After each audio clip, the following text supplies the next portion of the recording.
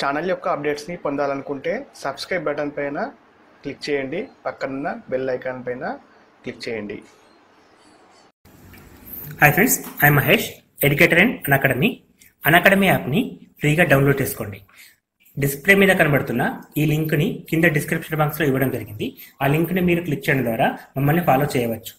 And మేము arithmetics and reasoning నుంచి ప్రతి టాపిక్ పైన షార్ట్కట్స్తో కూడిన ట్రిక్స్ని అప్లోడ్ చేయడం జరుగుతుంది.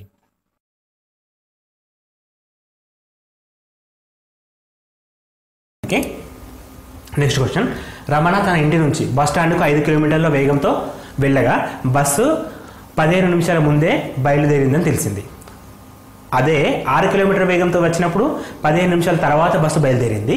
అయితే రమణ ఇంటికి బస్ స్టాండ్కు మధ్య దూరం ఎంత? సో యాక్చువల్గా రమణ ఇల్లు ఇక్కడ అనుకుందాం, ఇది బస్ స్టాండ్ అనుకుందాం. సో ఇక్కడ నుంచి తను ఇక్కడికి ఫస్ట్ 5 km/h వేగంతో ప్రయాణం చేశాడు. గంటకి 5 కిలోమీటర్ల వేగంతో ప్రయాణం చేశాడండి. సో 5 km/h తోటి వేగంతో ప్రయాణం చేసినప్పుడు తను లేట్ అయిపోయాడు. ఏంటి, 15 minutes లేట్గా, అంటే బస్సు వెళ్ళిపోయిందంటే తను లేట్ అయినట్టు. సో 10 నిమిషాల నుండి బస్సు వెళ్ళిపోయిందంటే సో ఆయన 15 నిమిషాలు లేట్ అయ్యాడు. సో అలా కాకుండా ఇదే డిస్టెన్స్ రిటర్న్ కాదండి, ఇదే డిస్టెన్స్ని 6 km/h వేగంతో ప్రయాణం చేసినప్పుడు తను 15 minutes ముందే వెళ్ళి బస్ స్టాండ్లో కూర్చున్నాడు. సో ఇది earlier.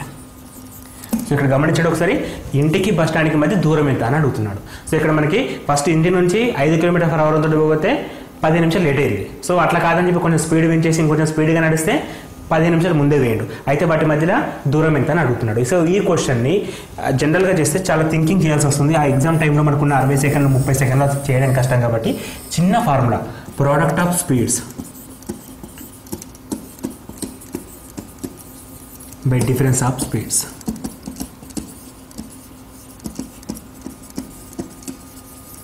Into time, that to in hours. So ఇప్పుడు ప్రోడక్ట్ ఆఫ్ స్పీడ్స్ అంటే ఫస్ట్ స్పీడ్ ఎంత ఇచ్చాడు, A = 5, B = 6. ఫార్ములా వచ్చేసి product of speeds by difference of speeds into time, that to అవర్స్లో ఉండాలి. సో ఇప్పుడు ప్రోడక్ట్ ఆఫ్ స్పీడ్స్ అంటే 5 × 6 modulus of 5 - 6. Difference అంటే ఎప్పుడు పాజిటివ్ తీసుకోవాలి కాబట్టి మాడ్ తీసుకుంటున్నాను. టైం అనేది ఏ తీసుకోవాలి, 15 నిమిషాలు లేట్ అయింది, 15 నిమిషాలు ముందే అయింది. సో యాక్చువల్గా 15 తీసుకోవద్దు, రెండింటిని కలిపి తీసుకోవాలి. ఇక్కడ క్లూ ఏంటంటే ఒకటి లేట్ ఒకటి ఎర్లీ అయితే రెండింటిని ప్లస్ చేయాలి. 2 లేట్ అయితే మైనస్ చేయాలి, 2 ఎర్లీ అయితే మైనస్ చేయాలి. ఒకటి ఎర్లీ ఒకటి లేట్ అయితే మాత్రమే మనం ప్లస్ చేస్తాం. సో ఒకటి ఎర్లీ ఒకటి లేట్ కాబట్టి రెండింటిని ప్లస్ చేయాలి. కాబట్టి 15 + 15, అవి నిమిషాలు, వాటిని గంటల్లోకి మార్చాలంటే బై 60 వస్తుంది. అవి నిమిషాలు గంటల్లోకి మార్చాలంటే 60 వస్తుంది. 15 + 15 30 వస్తుంది. 30 × 32, 2 × 2 3. సో 5 - 6 అంటే 1, ఇది 1. Okay, 5 × 3 15 kilometers. సో తన ఇంటి నుంచి బస్ స్టాండ్కి దూరం 15 కిలోమీటర్లు అనమాట. సో ఇక్కడ మనం చేసే ప్రాసెస్ ఏంటి, product of speeds by difference of speeds into total time in hours. So total time అనేది ఇట్లా 2 లేట్ అయితే మైనస్ చేస్తాం, 2 ఎర్లీ అయినా మైనస్ చేస్తాం, ఒకటి లేట్ ఒకటి ఎర్లీ అయినప్పుడు మాత్రమే ప్లస్ చేస్తాం. అది కంపల్సరీ గంటల్లో ఉండాలి కాబట్టి బై 60 చేయడం జరుగుతుంది. So next question. ఏ నుండి 7 గంటలకు బయలుదేరిన బస్సు బికి 16 గంటలకు చేరింది. 9 గంటలకు బి నుంచి బయలుదేరిన మరో బస్సు ఏకి 11 గంటలకు చేరితే 2 బస్సులు కలుసుకునే సమయం ఏది? సో ఇక్కడ చూడండి ఒకసారి, ఏ అనే పాయింట్ నుంచి బి అనే పాయింట్కి ఒక బస్సు ఇక్కడి నుంచి ఇక్కడికి వెళ్తుంది.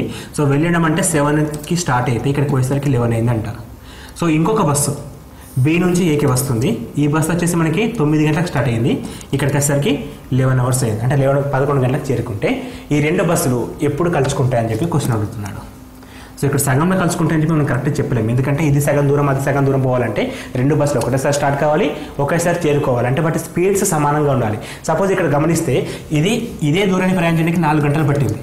సో ఇది బి అనే బస్సు ఇక్కడి నుంచి ఇక్కడికి ప్రయాణం చేయడానికి 2 గంటల టైం పట్టింది. అంటే దీని స్పీడ్ x అయితే దీనిది 2x స్పీడ్ అనమాట. సపోజ్ ఇది 60 km/h వేగంతో పోతే ఇది 120 km/h వేగంతో పోయినప్పుడు మాత్రమే ఇది పోయే టైంకి సగం టైం లోపల ఇది చేరుకుంటుంది.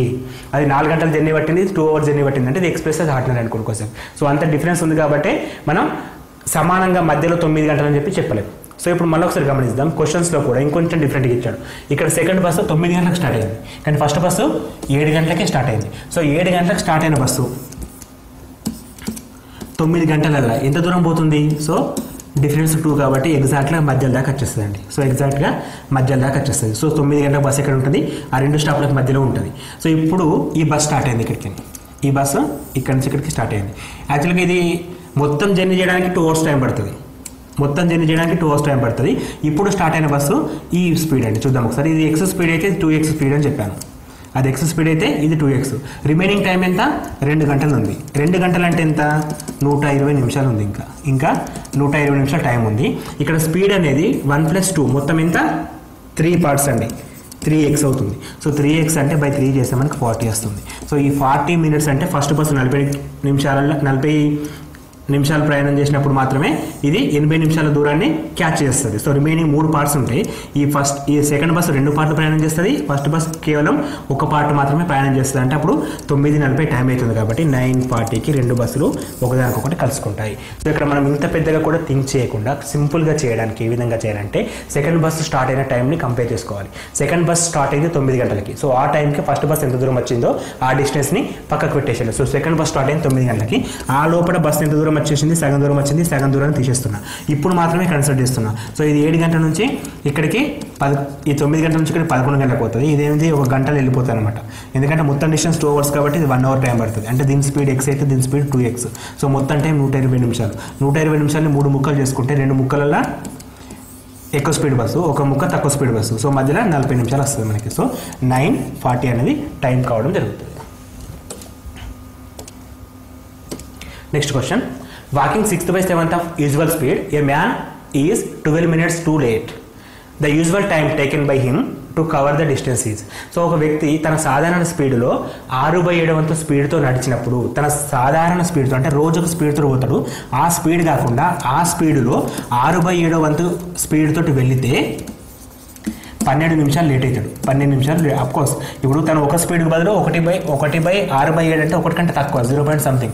సో ఇప్పుడు ఆటోమేటిక్గా టైం ఎక్కువ అవుతుంది, అంటే లేట్ అయిపోతాడు. అది కామన్. సో ఒక వ్యక్తి తన సాధారణ స్పీడ్ కంటే ఆ సాధారణ స్పీడ్లో 6/7 స్పీడ్తో ప్రయాణం చేస్తే 12 గంటలు లేట్ అవుతాడు. 12 నిమిషాలు లేట్ అవుతాడు. సో తన సాధారణ స్పీడ్ ఎంత? సో సాధారణ speed usual speed equal to simple formula ఏ విధంగా చేస్తామంటే వెరీ వెరీ సింపుల్ అండి.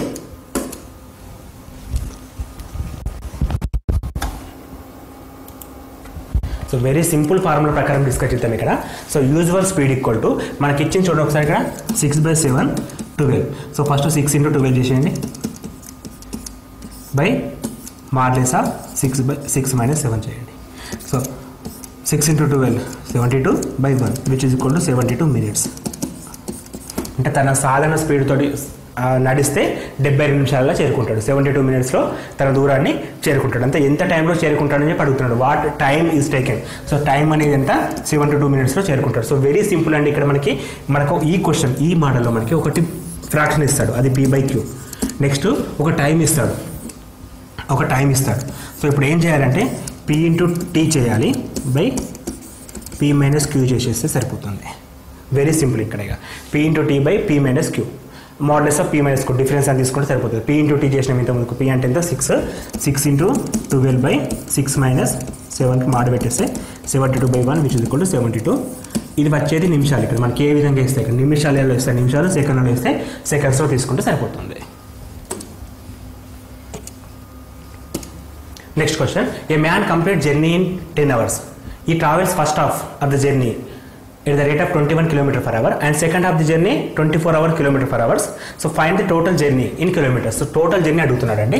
సో ఒక పర్సన్ ఈ ట్రావెల్స్ ఫస్ట్ హాఫ్ అంటే మొదటి సగ దూరాన్ని 21 km/h వేగంతో ప్రయాణం చేసిండు. తర్వాత సగ దూరాన్ని 24 km/h వేగంతో ప్రయాణం చేసిండు.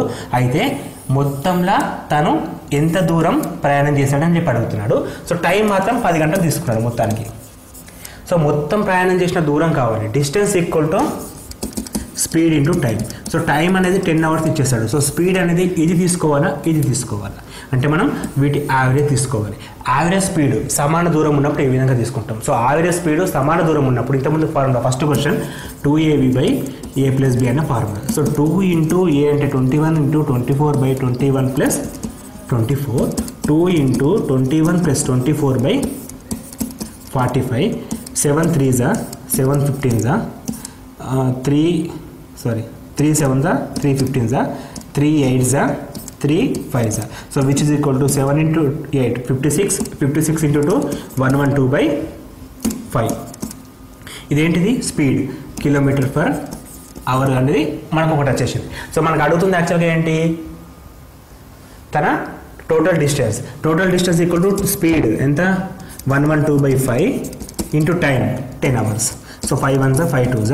So 112 into 2 224 kilometres. సో తను మొత్తం ప్రయాణం చేసే దూరం వచ్చేసి 224 కిలోమీటర్స్ అనమాట. సో క్వశ్చన్స్ని అర్థం చేసుకోవడంలో సగం టాపిక్ అయిపోతుంది. సో ఇక్కడ మనకి క్వశ్చన్ అర్థం చేసుకోవడం ఇంపార్టెంట్. ఇక్కడ సగం దూరం అనేది key pad. So first half second half, so equal parts. Next question, ఒక రైలు 100 మీటర్ల పొడవైన వంతెనను 25 సెకండ్లో దాటెను. ఒక టెలిఫోన్ స్తంభాన్ని 15 సెకండ్లో దాటెను. అయితే రైలు పొడవు ఎంత? సో ఇక్కడ very easy and important question అండి. సో ఇది చాలా ఈజీగా కొట్ చేయొచ్చు. మనకి 100 మీటర్ల పొడవైన ఒక రైలు 100 మీటర్ల పొడవైన వంతెనను 25 సెకండ్లో దాటుతుంది. సో ఒక వంతెనని 25 సెకండ్స్లో దాటుతుంది. అదే ఒక కరెంటు స్తంభాన్ని 15 సెకండ్లో దాటుతుంది. అయితే రైలు పొడవు ఎంత? రైలు పొడవు అంటే డిస్టెన్స్. సో ఇక్కడ మనకి స్పీడ్ గురించి మాట్లాడలేదు. అంటే వంతెన మీద పోయిన స్పీడు స్తంభాన్ని దాటినప్పుడు స్పీడు సమానం, అంటే ఎస్ అనేది సమానం. సపోజ్ వంతెన మీద స్పీడ్ అని తీసుకుందాం. So speed equal to distance by time కదా formula. So speed equal to వంతెన గురించి మాట్లాడినప్పుడు డిస్టెన్స్ అంటే రైలు పొడవు ప్లస్ వంతెన పొడవు. రైలు పొడవు మనకు తెలియదు, నేను ఎక్స్ అనుకుంటున్నా. వంతెన పొడవు 100 మీటర్లు బై టైం ఎంత 25 సెకండ్లు. ఇది S1 అనమాట, అంటే ఫస్ట్ సేమ్ స్పీడ్. సో ఇప్పుడు వంతెన గురించి మాట్లాడినప్పుడు రైలు పొడవు ప్లస్ వంతెన పొడవు బై టైం. అదే మనకి కరెంటు పోల్ గురించి మాట్లాడితే ఓన్లీ రైలు పొడవును మాత్రమే డిస్టెన్స్గా తీసుకుంటాం. డిస్టెన్స్ ఈక్వల్ టు ఓన్లీ రైలు పొడవు అంటే ఎక్స్ బై 15. సో ఈ రెండు సందర్భాలు కూడా సేమ్ స్పీడ్, అంటే మనకి అపోజిట్ సేమ్ రాసుకోవచ్చు. అంటే X plus 100 by 25 equal to X by 15. So ఇప్పుడు ఇది వంతెన దాటినకి పట్టిన స్పీడు, ఇది కరెంటు పోల్ని దాటడానికి పట్టిన speed. Speed equal to distance by time.